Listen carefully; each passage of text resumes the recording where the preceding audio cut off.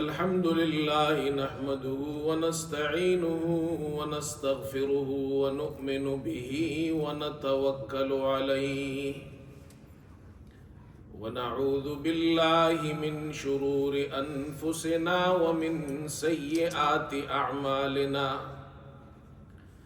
من يهده الله فلا مضل له ومن يضلله فلا هادي له ونشهد أن لا إله إلا الله وحده لا شريك له ونشهد أن سيدنا وحبيبنا ومولانا محمدا عبده ورسوله صلى الله تعالى على خير خلقه محمد وآله وأصحابه أجمعين أما بعد فأعوذ بالله من الشيطان الرجيم بسم الله الرحمن الرحيم إن المسلمين والمسلمات والمؤمنين والمؤمنات والقانتين والقانتات والصادقين والصادقين والصادقات والصابرين والصابرات والخاشعين والخاشعات والمتصدقين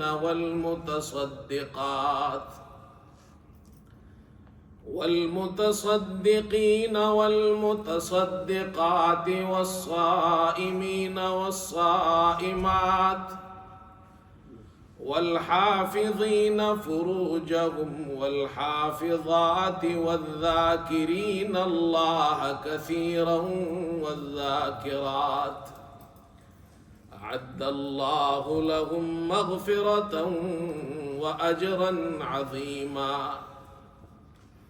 صدق الله مولانا العظيم.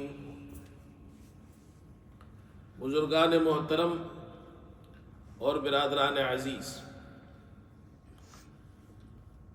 سورہ احزاب کی ایک آیت کریمہ آپ حضرات کے سامنے تلاوت کی گئی ہے. اس آیت کریمہ میں اللہ تبارک و تعالی نے مسلمان مرد اور مسلمان عورت، مومن مرد اور مومنہ عورت کی چند صفات بیان کی گئی ہے. مفسرین فرماتے ہیں اس آیت کا شان نزول یہ ہے کہ بعض خواتین نے حضرت صلی اللہ علیہ وسلم کی خدمت اقدس میں حاضر ہو کر یہ سوال کیا کہ اے اللہ کے رسول، قرآن کریم میں مردوں کے بارے میں آیتیں نازل ہوتی ہے، ہم خواتین کے بارے میں قرآن میں آیتیں نازل نہیں ہوتی. قرآن میں عموماً خطاب مردوں سے کیا گیا ہے، لیکن اس میں عورتیں بھی شامل ہیں، لیکن خطاب مردوں سے کیا گیا ہے. تو خواتین نے یہ سوال کیا کہ ہمارے بارے میں قرآن میں آیات نازل نہیں ہوتی، مردوں کے بارے میں نازل ہوتی ہے. تو اس پر اللہ تبارک و تعالی نے یہ آیت نازل فرمائی. اس میں مومن اور مومنہ، مرد اور عورت دونوں کی صفات اللہ نے بیان کی ہے، اور ان کے لیے اللہ نے اجر عظیم کا وعدہ فرمایا ہے. اور وہ صفات کیا ہے؟ فرمایا ان المسلمین والمسلمات، مسلمان مرد اور مسلمان عورتیں، والمومنین والمومنات، ایمان والی عورتیں اور ایمان والے مرد، والقانتین والقانتات، فرما بردار مرد اور فرما بردار عورتیں، اور والخاشعین والخاشعات، عاجزی کرنے والے مرد اور عاجزی کرنے والی عورتیں. والصادقین والصادقات، سچ بولنے والے مرد اور سچ بولنے والی عورتیں، والصابرین والصابرات، صبر کرنے والے مرد اور صبر کرنے والی عورتیں، صدقہ کرنے والے مرد، صدقہ کرنے والی عورتیں، شرمگاہوں کی حفاظت کرنے والے مرد اور شرمگاہوں کی حفاظت کرنے والی عورتیں، اللہ کو کثرت سے یاد کرنے والے مرد اور اللہ کو کثرت سے یاد کرنے والی عورتیں، اعد اللہ لہم مغفرۃ واجرا عظیما، اللہ نے ان سب کے لیے مغفرت اور اجر عظیم کا وعدہ، اور اللہ نے ان کے لیے اجر عظیم تیار کر رکھا ہے۔ یہ آیت کریمہ، اس سے یہ معلوم ہوا کہ اللہ تبارک و تعالی نے مرد اور عورت کو ثواب کمانے کے مواقع یکساں عطا کیے ہیں۔ جو نیک عمل کر کے مرد ثواب کما سکتا ہے، وہی نیک عمل کر کے عورت بھی ثواب کما سکتی ہے۔ ایک مرد اگر اچھا مومن اور مسلمان بن سکتا ہے تو ایک عورت بھی اچھی مومنہ اور اچھی مسلمہ بن سکتی ہے، بلکہ عبادت کرنے میں، نیکی کرنے میں ایک عورت کو یہ موقع بھی اللہ نے دیا ہے کہ وہ مرد سے بھی آگے بڑھ سکتی ہے۔ یہ ضروری نہیں ہے کہ عورت کو یہ مواقع نہیں ہے اور مردوں کے لیے نہیں۔ عورت نیکی کر کے مرد سے آگے بڑھ سکتی ہے۔ چنانچہ ایک بزرگ نے واقعہ نقل کیا ہے کہ ایک بزرگ سے کسی نے پوچھا کہ آپ کو اللہ نے یہ مقام کیسے عطا فرمایا؟ تو انہوں نے کہا میری بیوی کی وجہ سے۔ کہا بیوی کی وجہ سے کیسے مقام ملا؟ کہا میں تو ایک عام آدمی تھا، لیکن میری بیوی بڑی نیک خاتون تھی، اللہ والی تھی۔ وہ رات کو اٹھتی تھی، دن بھر کام کرتی تھی، گھر کا کام کرتی تھی، تھکی ہوئی ہوتی تھی، رات کو اٹھتی تھی اور تہجد کی نماز پڑھتی تھی، اللہ کے سامنے گڑ گڑاتی تھی، دعائیں کرتی تھی، ذکر و اذکار کرتی تھی، قرآن پڑھتی تھی۔ میری بیوی بڑی نیک خاتون تھی۔ میں رات کو سویا پڑا رہتا تھا، خراٹے لیتا تھا، سویا ہوتا تھا، کوئی پرواہ نہیں تھی مجھے۔ لیکن جب رات کو میری آنکھ کھلتی تھی تو میں بیوی کو دیکھتا تو مجھے شرم آتی تھی کہ تو مرد ہو کر سویا ہوا ہے اور یہ عورت دن بھر کام کر کے تھکی ہوئی بھی ہے، گھر کا کام کاج کرتی ہے، پھر بھی رات کو اٹھ کر عبادت کرتی ہے، اللہ سے مانگتی ہے، تجھے شرم نہیں آتی؟ تو میرا نفس مجھے یہ ہر بار یہ کہتا تھا۔ تو ایک دن میں بھی کھڑا ہو گیا، شرم کی وجہ سے میں نے وضو کیا، نماز پڑھی، اللہ سے گڑ گڑا کر دعائیں مانگی، اللہ نے مجھے ہدایت دی اور مجھے بھی یہ مقام مل گیا۔ تو بعض مرتبہ اللہ عورتوں سے دین کا کام لیتا ہے، عورتوں کو بھی ذریعہ بنا دیتا ہے۔ عورت اگر نیک ہو، اس کا خاوند بھی نیک ہوگا، اس کے بچے بھی نیک ہوں گے۔ اللہ نے یہ طاقت عورت میں رکھی ہے۔ عورت، اسلام کے اندر عورتوں کو حقوق دیے گئے ہیں بھائی، بڑے حقوق دیے گئے ہیں۔ لوگ اسلام پر اعتراض کرتے ہیں کہ اسلام نے عورتوں کو حقوق نہیں دیے ہیں، نعوذ باللہ، اور عورتوں کے حقوق غصب کیے ہیں۔ اللہ تبارک و تعالی نے اور اسلام نے مرد اور عورت کو یکساں حقوق دیے ہیں، حقوق میں یکساں ہیں۔ اور وہ حقوق کیا ہے؟ 3 بڑے حقوق ہیں جو مرد کو بھی اسلام دیتا ہے، عورت کو بھی اسلام دیتا ہے۔ ایک، اس کی جان کی حفاظت، اس کے مال کی حفاظت اور اس کی عزت اور آبرو کی حفاظت۔ جس طرح ایک مسلمان کو یہ 3 حقوق اسلام دیتا ہے، ایک مسلمان حکومت کے اندر اس کی رعایا میں مرد اور عورت کو یہ تینوں حقوق یکساں حاصل ہے، چاہے وہ مرد ہو، چاہے عورت ہو، چاہے مسلمان ہو، چاہے غیر مسلم ہو۔ تو مرد اور عورت کے حقوق یکساں ہیں، رائٹس، اللہ نے سیم رائٹس دیے ان کو۔ بلکہ اسلام نے تو عورتوں کو زیادہ حقوق دیے ہیں، مردوں پر عورتوں کے حقوق زیادہ ہیں۔ عورت پیدا ہو بچی ہے، اس کے بالغ ہونے تک اس کا والد وہ اس کی کفالت کرے گا، وہ اس کا ذمہ دار ہے کہ اس کے حقوق پورا کرے۔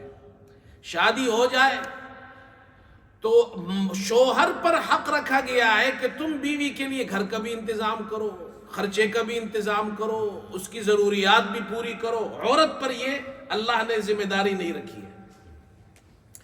اگر شوہر فوت ہو جائے تو اس ماں کے بیٹوں پر اللہ نے اور اسلام نے یہ ذمہ داری رکھی ہے، ماں کی خدمت کرو، ماں کو گھر بھی دینا، ماں کی ذمہ داری پوری کرنا، اس کو اس کے تمام اخراجات برداشت کرنا، یہاں تک کہ ماں قبر تک چلی جائے، بچپن سے لے کر جب وہ بچی پیدا ہوئی تھی قبر تک جانے تک اللہ نے اس پر ذمہ داری نہیں رکھی۔ ذمہ داری پہلے جب بچی تھی باپ پر رکھی، جب شادی ہوئی شوہر پر رکھی، شوہر مر گیا تو بیٹوں پر رکھی، قبر تک اللہ نے اس پر ذمہ داری نہیں رکھی ہے۔ اسلام عورتوں کے حقوق کا محافظ ہے۔ یہاں تو ایسا بھی حال ہوتا ہے، ہم دیکھتے ہیں لڑکا بالغ ہو جائے ماں باپ کو چھوڑ کر چلا جاتا ہے، الگ رہتا ہے، بوڑھے ماں باپ ہے، کوئی پوچھنے والا نہیں ہے، تو وہ پھر حکومت کی طرف سے انتظام ہوتا ہے، جو بوڑھے لوگ جہاں رہتے ہیں وہاں پر رہتے ہیں۔ میاں بیوی کی شادی ہو جائے، شوہر کہتا ہے تم خود کماؤ خود کھاؤ، میں خود کماؤں گا خود کھاؤں گا، اور اس کے بعد جناب کیا ہے، شوہر مر جائے تو وہ عورت پھر جناب بوڑھی ہو جائے، کوئی پوچھنے والا نہیں ہوتا۔ اسلام کہتا ہے نہیں، یہ تمہاری بیٹی ہے، تمہاری ذمہ داری ہے، یہ تمہاری بیوی ہے، شوہر کی ذمہ داری ہے، یہ تمہاری ماں ہے، بیٹوں کی ذمہ داری ہے۔ یہ اسلام ہے۔ تو حقوق کے اندر مرد اور عورت یکساں ہے۔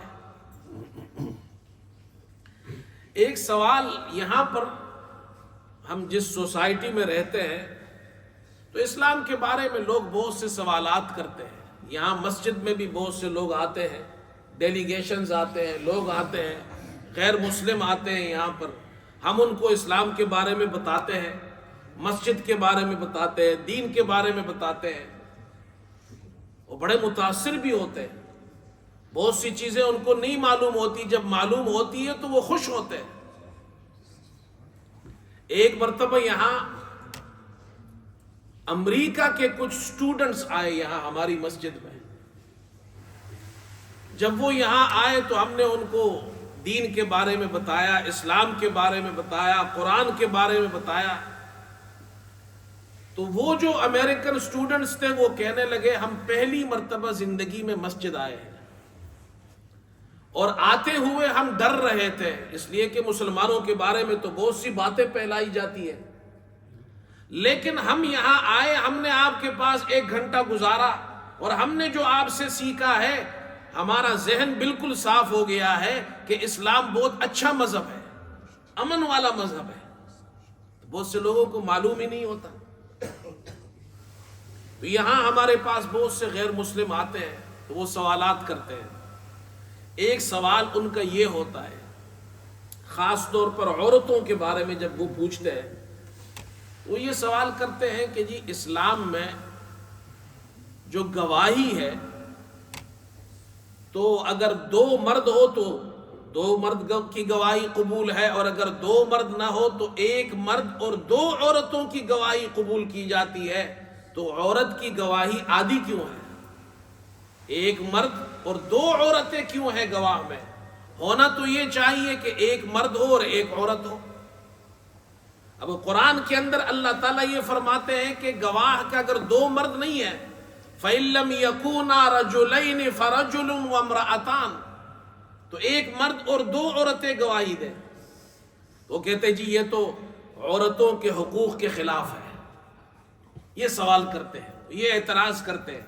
ہم سوال سے ناراض نہیں ہوتے، اعتراض کرے، سوال کرے، قرآن کے بارے میں، دین کے بارے میں، اسلام کے بارے میں ہم ناراض نہیں ہوتے، لیکن قرآن کی توہین کرے، قرآن کو جلائے، اسلام کی توہین کرے، یہ قابل قبول نہیں ہے، یہ مسلمان برداشت نہیں کرتا۔ سوال جتنا بھی چاہے آپ کرے، غیر مسلم ہے اسلام پر سوال کرے، قرآن پر سوال کرے، وی ڈونٹ مائنڈ۔ تو یہ سوال کرتے ہیں کہ ایک مرد کی اور دو عورتوں کی گواہی کیوں ہے؟ ہونا تو یہ چاہیے ایک مرد ہو ایک عورت ہو۔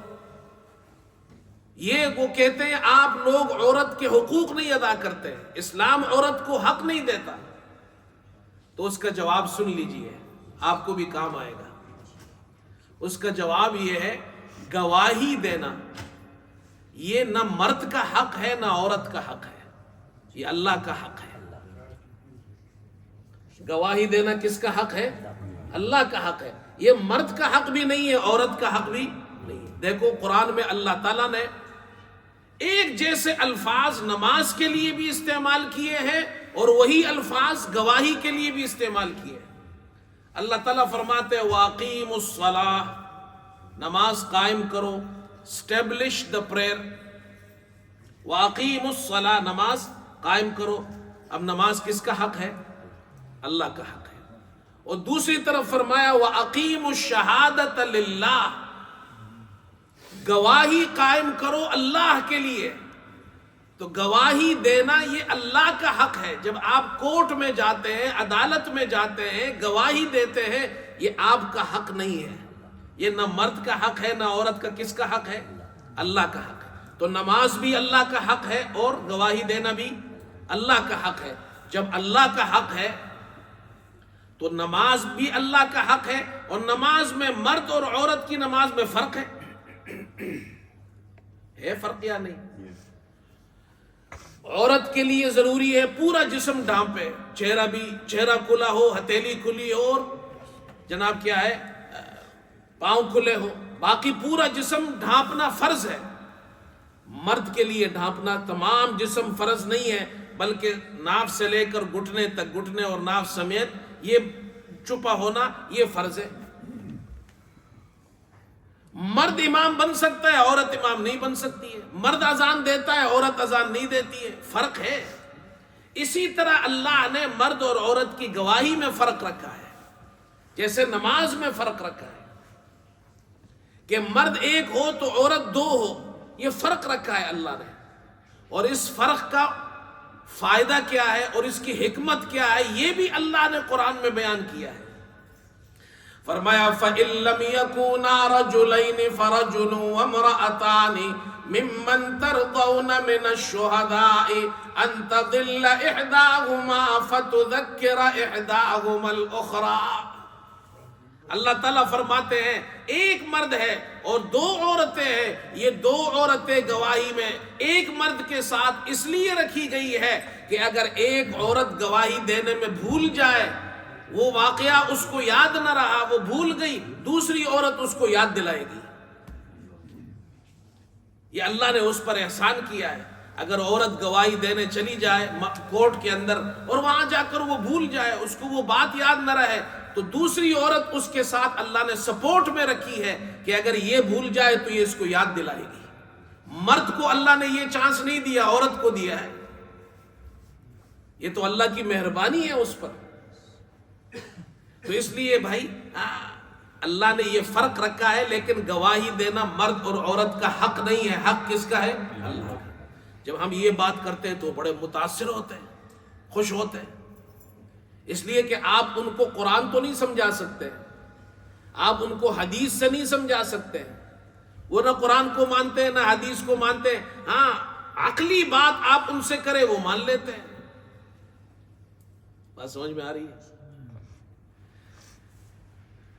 اس لیے ہمارے یہاں مدارس کے اندر منطق پڑھائی جاتی ہے، علم منطق ہمارے یہاں۔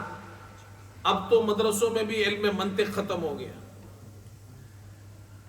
اس لیے کہ علم منطق کا معنی یہ ہے کہ وہ ایسا علم ہے کہ اس کو سیکھنے کے بعد انسان اپنے فکر کے اندر خطا نہیں کرتا، عقلی جوابات دینے میں ماہر ہو جاتا ہے۔ یہاں یورپ کے اندر جو لوگ آس پاس رہتے ہیں غیر مسلم، ان کو آپ قرآن پڑھ کر سنائے، حدیث سنائے، وہ تو ایمان ہی نہیں رکھتے، ان کو تو آپ عقلی باتوں سے سمجھائیں گے۔ تو مدارس کے اندر مجھے نہیں معلوم کہ یہاں انگلینڈ کے مدارس میں علم منطق پڑھاتے یا نہیں پڑھاتے. ہمارے یہاں یہ ضرور پڑھانا چاہیے. یہ علم منطق پاکستان میں بھی ہم جب پڑھتے تھے، ہمارے یہاں اس زمانے میں علم منطق پڑھائی جاتی تھی. ہم نے خود پڑھی ہے، منطق کی کتابیں پڑھی ہیں. اب تو سنا ہے پاکستان کے مدارس میں بھی علم منطق ختم ہو رہا ہے، اس لیے کہ مشکل فن ہے. ہمارے یہاں اس میں ہمارے جو بزرگ تھے وہ تو بڑی بڑی کتابیں پڑھتے تھے منطق کی، 4 سال منطق میں لگاتے تھے. ہمارے ایک استاد تھے، انہوں نے 4 سال علم منطق پڑھی. ہم نے بھی منطق کی کتابیں، سلم، قطبی، شرح تہذیب، یہاں تک ساری کتابیں پڑھی ہیں ہم نے. اب تو سنا ہے کہ منطق پڑھانے والے بھی نہیں ہیں، منطق پڑھنے والے بھی نہیں ہیں.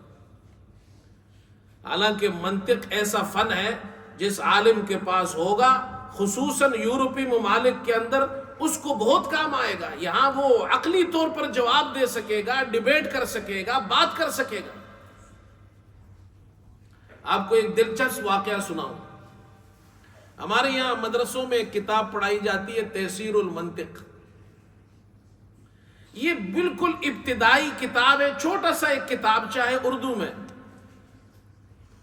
منطق کی بالکل ابتدائی کتاب ہے. یہاں ایک عالم دین تھے، مجھے ہمارے مولانا حضرت مولانا جمیل صاحب نے یہ واقعہ سنایا. ایک عالم دین تھے جو یہاں انگلینڈ میں بھی رہے، مولانا افتخار الزمان صاحب. آپ میں سے جو پرانے لوگ ہیں وہ جانتے ہوں گے. یہ مولانا افتخار الزمان جو تھے، یہ امریکہ میں تھے، مشیگن وہاں پر تھے اور وہاں کالج میں تعلیم حاصل کی. تو تعلیم کے دوران کسی نے ان کو کتاب دی، تیسیر المنطق، یہ جو چھوٹا سا کتابچہ ہے منطق کا. انہوں نے وہ کتاب دیکھی تو بڑے متاثر ہوئے، اس لیے کہ وہ تو سارا اس میں لوجک ہے، منطق ہے. اس نے کہا یہ کتاب کہاں ہوتی ہے، کون پڑھتا ہے، کون پڑھاتا ہے؟ تو جو صاحب تھے انہوں نے کہا جی یہ پاکستان کے اندر دینی مدارس میں یہ کتاب پڑھائی جاتی ہے. امریکہ کا ایک کالج کا طالب علم، اس نے جب وہ کتاب دیکھی اتنا متاثر ہوا، اس نے کہا میں پاکستان جاؤں گا اور مدرسے میں علم حاصل کروں گا. وہ پاکستان گئے، علم حاصل کیا، عالم بنے. یہاں آئے، آکسفورڈ میں بھی رہے، ہمارے پرانے ساتھی ان کو جانتے ہیں. یہاں انہوں نے پی ایچ ڈی کی.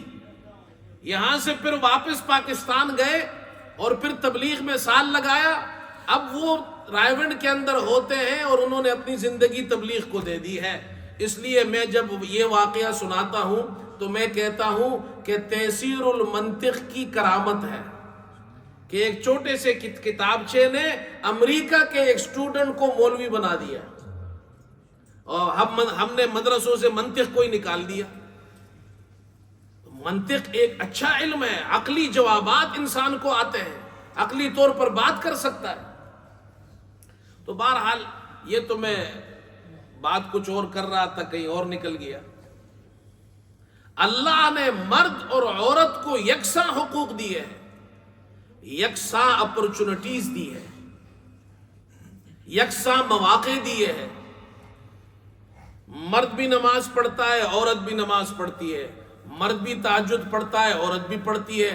مرد آگے نکل جائے اور عورت آگے نکل جائے، مرد اللہ کو راضی کرے، عورت اللہ کو راضی کرے، اللہ نے سیم اپرچونٹیز دی ہے ان کو،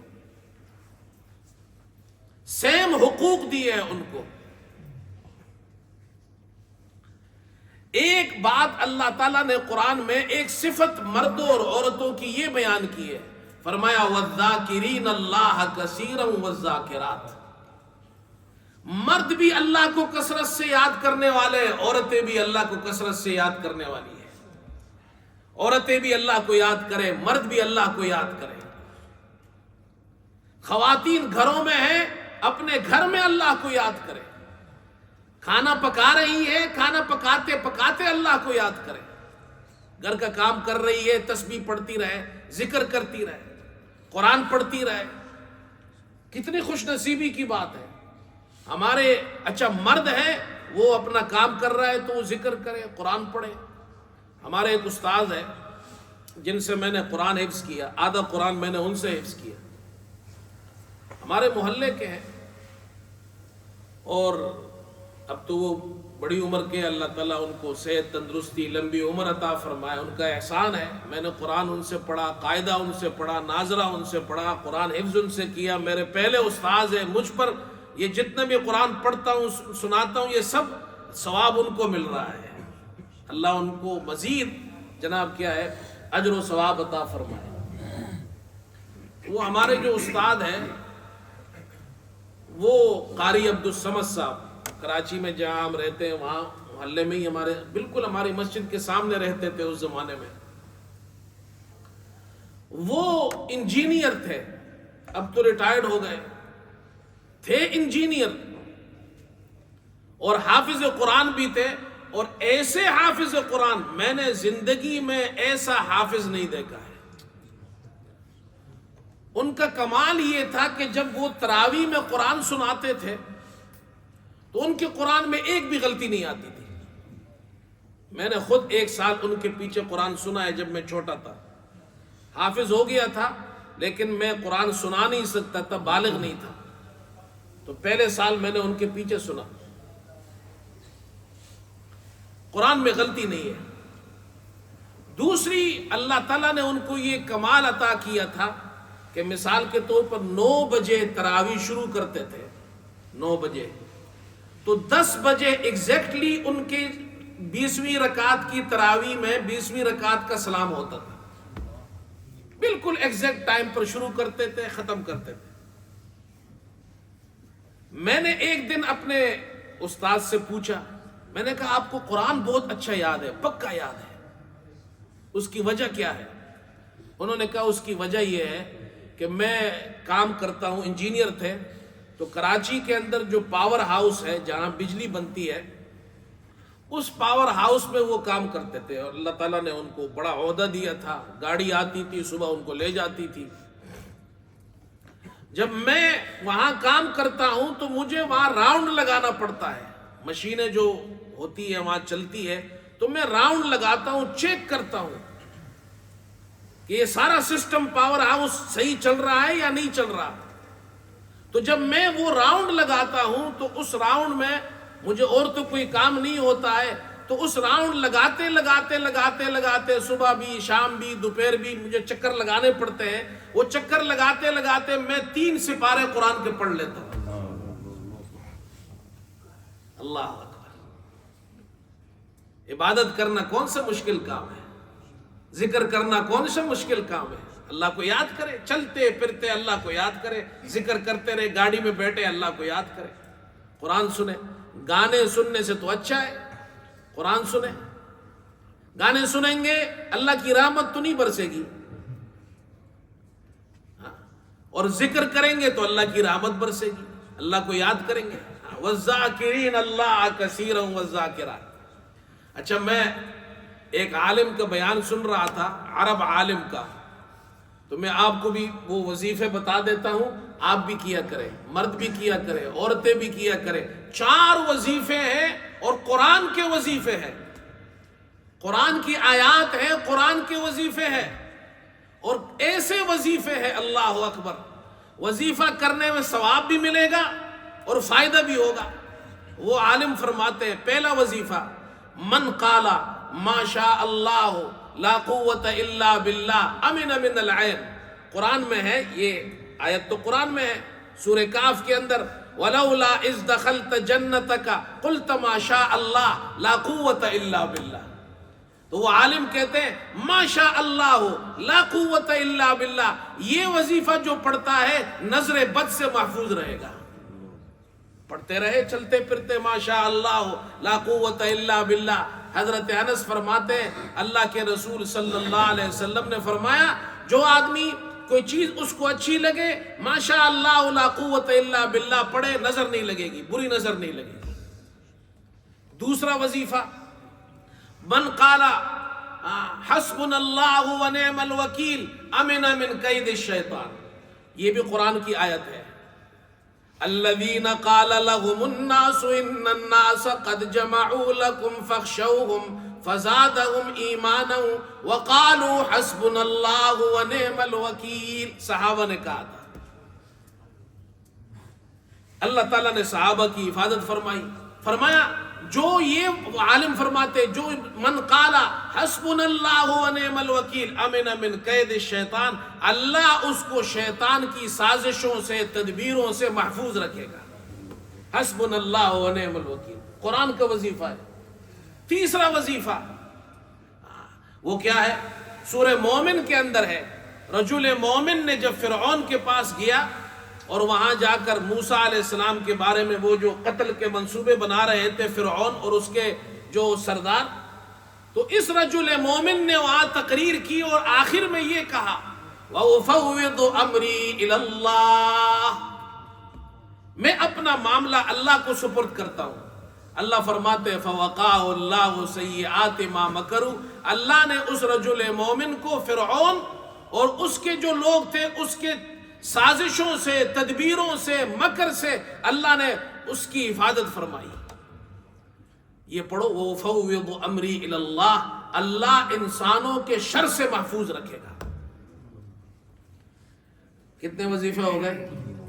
تین وظیفے ہو گئے. ما شاء اللہ لا قوت الا باللہ. نمبر 2 حسبنا اللہ ونعم الوکیل. اور نمبر 3 وَأُفَوِّضُ أَمْرِي إِلَى اللَّهِ. یہ کتنے ہو گئے؟ 3 وظیفے. پہلا وظیفہ نظر بد سے حفاظت کے لیے ما شاء اللہ لا قوت الا باللہ. دوسرا وظیفہ میں آپ کو یاد بھی تو کرا رہا ہوں، میں بھول جاؤ گے. حسبنا اللہ ونعم الوکیل کس سے حفاظت کے لیے؟ حسبنا اللہ ونعم الوکیل شیطان سے اللہ حفاظت کرے گا. اور تیسرا وظیفہ وَأُفَوِّضُ أَمْرِي إِلَى اللَّهِ، یہ وظیفہ پڑھو گے اللہ انسانوں کے شر سے محفوظ رکھے گا. یہ 3 وظیفے ہو گئے. اب یہ وظیفے جو پڑھے گا اللہ اس کو نظر سے بد نظری سے محفوظ رکھے گا، شیطان کے شر سے محفوظ رکھے گا، انسانوں کے شر سے محفوظ رکھے گا. چوتھا ایک وظیفہ جس کی ضرورت ہم سب کو ہے، خاص طور پر اس ملک میں ہے، اور وہ کیا ہے؟ غم سے اللہ محفوظ رکھے گا، ٹینشن سے اللہ محفوظ رکھے گا. اور یہ غم پریشانیاں تو یہاں اس ملک میں بہت زیادہ ہے. اور وہ کیا وظیفہ ہے؟ حضرت یونس علیہ السلام نے مچھلی کے پیٹ میں پڑھا تھا لا الہ الا انت سبحانک انی کنت من الظالمین. اللہ فرماتے فلولا انہ کان من المسبحین للبث فی بطنی الی یوم یبعثون. اگر حضرت یونس علیہ السلام یہ کلمہ یہ وظیفہ نہیں پڑھتے قیامت تک مچھلی کے پیٹ میں رہتے. اور پھر فرمایا اس کا فائدہ کیا ہوا؟ لا الہ الا انت سبحانک انی کنت من الظالمین فاستجبنا له ونجیناہ من الغم. اللہ فرماتے ہم نے ان کی دعا قبول کی، غم سے نجات عطا کی.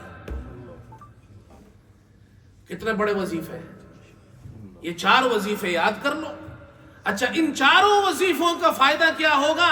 اب ما شاء اللہ لا قوت الا باللہ، حسبنا اللہ ونعم الوکیل، وَأُفَوِّضُ أَمْرِي إِلَى اللَّهِ، اور لا الہ الا انت سبحانک انی کنت من الظالمین. اس کا فائدہ یہ ہوگا ذکر کرنے کا ثواب بھی ملے گا، آپ ذاکرین میں سے ہو جائیں گے.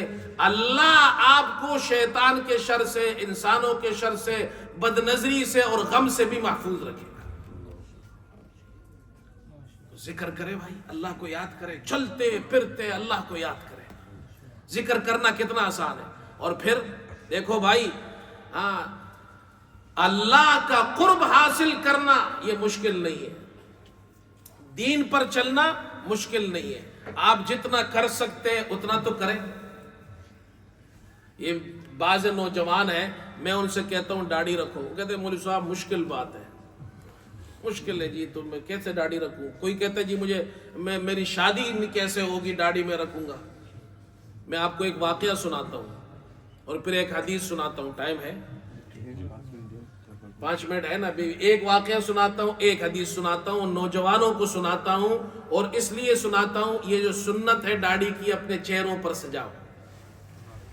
میں پاکستان میں امام تھا، اس وقت تو میں نوجوان تھا، تو ایک نوجوان میرے پاس آیا اور اس نے آ کر مجھ سے سوال کیا۔ اچھا میں ایک بات اور آپ کو بتاؤں، خاص طور پر نوجوان علماء کے لیے، کہ جتنے بھی نوجوان امام ہیں، عالم ہیں، خطیب ہیں، ان کو چاہیے کہ وہ دوستیاں لگائے نوجوانوں کے ساتھ، اپنے مقتدیوں کے ساتھ۔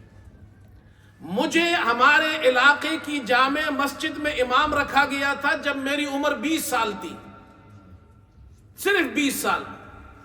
میں عالم بھی نہیں بنا تھا اس وقت، پورا 2 سال باقی تھے، اور جامع مسجد وہاں پر جب میں امام لگا 7-8 ہزار بندے جمعے میں نماز پڑھنے آتے تھے، اور انہوں نے مجھے جو امام رکھا تھا اس لیے نہیں رکھا کہ میں بہت بڑا عالم تھا، کوئی شیخ الحدیث تھا، مفتی تھا، عمر چھوٹی، طالب علم تھا۔ انہوں نے امام صرف اس لیے رکھا تھا کہ اس علاقے کے جتنے بچے تھے، جتنے نوجوان تھے، سب میرے دوست تھے۔ انہوں نے کہا یہ آدمی ہمارے کام کا ہے۔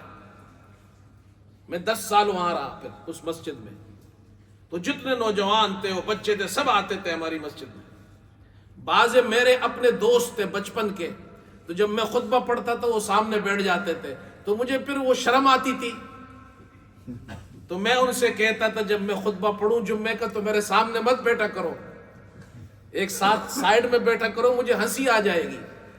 ایسے دوست تھے میرے، سب علاقے کے، محلے کے۔ تو مجھے امامت صرف اس وجہ سے ملی تھی۔ تو ایک نوجوان آیا میرے پاس، انہوں نے کہا جی میری شادی ہونے والی ہے، میں رشتہ ڈالا ہے، لیکن وہ جو لڑکی والے ہیں انہوں نے شرط لگائی ہے کہ داڑھی کاٹ دو، پھر رشتہ دیں گے ورنہ نہیں دیں گے۔ تو میں نے اس سے کہا آپ نے داڑھی کیوں رکھی ہے؟ اس نے کہا اللہ کے لیے رکھی ہے، سنت سمجھ کر رکھی ہے، انبیاء کی سنت ہے۔ میں نے کہا جس اللہ کے لیے رکھی ہے اسی اللہ کے لیے رکھی رکھو، کاٹنا مت۔ اور میں آپ سے کہتا ہوں جس اللہ کے لیے آپ نے داڑھی رکھی ہے وہ اللہ آپ کو اچھا رشتہ عطا کرے گا۔ اللہ بڑا غیرت والا ہے۔ وہ چلا گیا۔ کچھ مہینے بعد وہ آیا، بڑا خوش، آ کر مجھ سے جپی لگائی، کہتا ہے امام صاحب، مولوی صاحب بڑی مہربانی ہے آپ کی، میں بڑا خوش ہوں۔ کہتے ہیں کیوں؟ میں نے کہا کیا ہوا؟ کہتے ہیں میں نے داڑھی نہیں کاٹی۔ وہ رشتہ انہوں نے ہمیں نہیں دیا، ہمیں دکھ ہوا، لیکن کچھ دن گزرے تو اس سے اچھا رشتہ اللہ نے ہمیں عطا کیا ہے۔ اللہ بڑی غیرت والا ہے۔ تو دین پر چلنا مشکل نہیں ہے، تھوڑا سا امتحان آتا ہے، جتنا کر سکتے اتنا تو کرو۔ چھوٹی داڑھی رکھ لو بھائی، کم از کم ہاں سنت تو چہرے پر ہوگی نا۔ چھوٹی رکھ لو، بڑی نہیں رکھ سکتے، پوری نہیں رکھ سکتے، چھوٹی رکھ لو بھائی، آدھی رکھ لو۔ اور دیکھو بھائی جتنا آپ اللہ کے قریب ہوں گے اللہ خوش ہوگا، اللہ آپ کے قریب ہوگا۔ اور حدیث سنو، اب بخاری میں حدیث ہے، اللہ کے رسول صلی اللہ علیہ وسلم فرماتے ہیں، اللہ فرماتا ہے، حدیث قدسی ہے، حدیث قدسی ہے، اللہ فرماتے ہیں انا عند ظن عبدی بی، میرا بندہ میرے بارے میں جیسا گمان کرتا ہے میں ویسا معاملہ کرتا ہوں۔ اللہ سے اچھا گمان رکھو۔ وَأَنَا مَعَهُ إِذَا ذَكَرَنِي، جب وہ مجھے یاد کرتا ہے تو میں اس کے ساتھ ہوتا ہوں۔ گاڑی میں یاد کرو اللہ ساتھ ہوگا، دکان میں یاد کرو اللہ ساتھ ہوگا، بازار میں یاد کرو اللہ ساتھ ہوگا، مشکل میں یاد کرو اللہ ساتھ ہوگا۔ پھر اللہ تعالیٰ فرماتا ہے فَإِن ذَكَرَنِي فِي نَفْسِي ذَكَرْتُهُ فِي نَفْسِي، اگر وہ مجھے اکیلے یاد کرتا ہے تو میں اسے اکیلا یاد کرتا ہوں۔ وَإِن ذَكَرَنِي فِي مَلَئٍ ذَكَرْتُهُ فِي مَلَئٍ خَيْرٍ مِّنْهُمْ، اگر وہ مجھے جماعت میں یاد کرتا ہے تو میں اس سے بہتر جماعت، فرشتوں کی جماعت میں اس کو یاد کرتا ہوں۔ پھر اللہ تعالیٰ ارشاد فرماتے ہیں وَمَن تَقَرَّبَ إِلَيَّ شِبْرًا تَقَرَّبْتُ إِلَيْهِ ذِرَاعًا، جو ایک بالشت میرے قریب آتا ہے، تھوڑا سا قدم اٹھاتا ہے، دین پر عمل کرنے کی کوشش کرتا ہے، ایک بالشت آتا ہے تو میں ایک ہاتھ اس کے قریب ہوتا ہوں۔ وَمَن تَقَرَّبَ إِلَيَّ ذِرَاعًا، جو ایک ہاتھ میرے قریب ہوتا ہے، تَقَرَّبْتُ إِلَيْهِ بَاعًا، میں ایک باع دو ہاتھوں کے برابر قریب ہوتا ہوں. وَإِذَا أَتَانِي يَمْشِي أَتَيْتُهُ هَرْوَلَةً, جو میری طرف چل کر آتا ہے میں اس کی طرف دوڑ کر جاتا ہوں. حضرت تھانوی رحمت اللہ علیہ اس حدیث کی تشریح میں فرماتے ہیں, اس کو سمجھو ایک مثال سے. ایک چھوٹا بچہ جب چلنے کے قابل نہیں ہوتا تو وہ کھڑا ہوتا ہے, قدم لیتا ہے, گرتا ہے, پھر قدم لیتا ہے, پھر گرتا ہے. اب وہ جب گرتا ہے بار بار تو روتا ہے, اس لیے کہ چلنا مشکل ہے اس کے لیے. کھڑا ہوتا ہے, گرتا ہے, ماں باپ ہنستے ہیں. بچہ روتا ہے, ماں باپ خوش ہوتے ہیں کہ بچہ چلنے لگا ہے, کوشش کر رہا ہے. بچہ رو رہا ہے, ہاں کوشش کر رہا ہے, ماں باپ خوش ہوتے ہیں.